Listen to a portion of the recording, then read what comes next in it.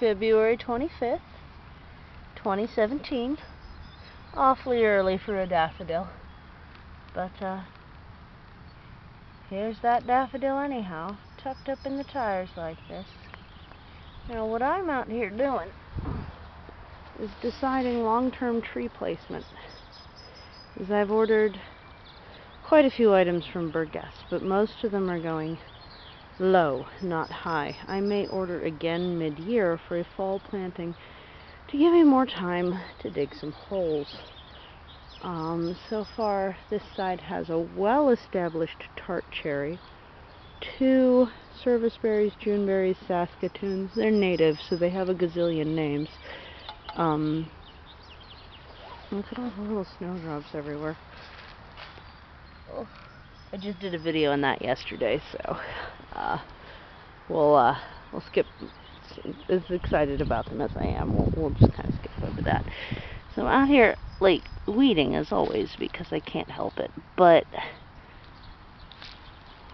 it's a really hard decision where I'm going to put each tree when I'm only getting one at a time, and a couple of them one of them I'm probably going to establish from seed, so it will take a while.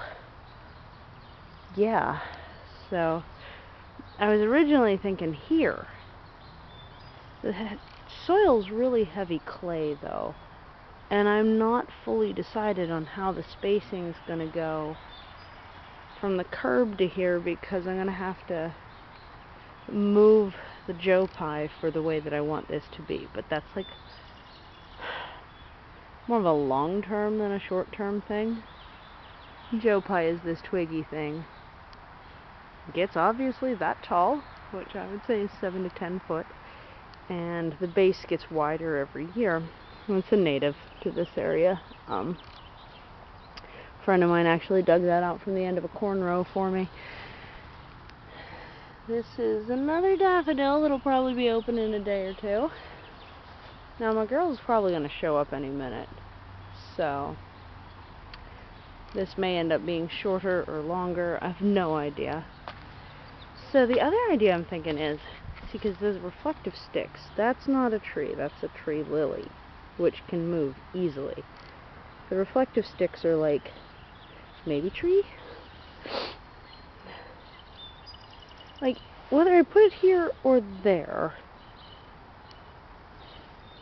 this cherry tree is going to be right next to a prunus species, either way.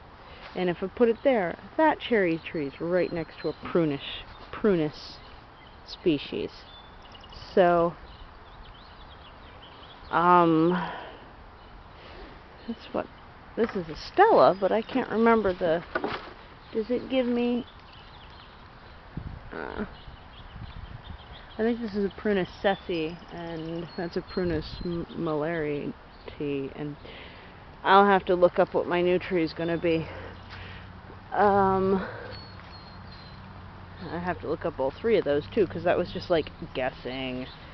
But I think there's going to be the answer. Eventually, I want an Asian pear in this line, and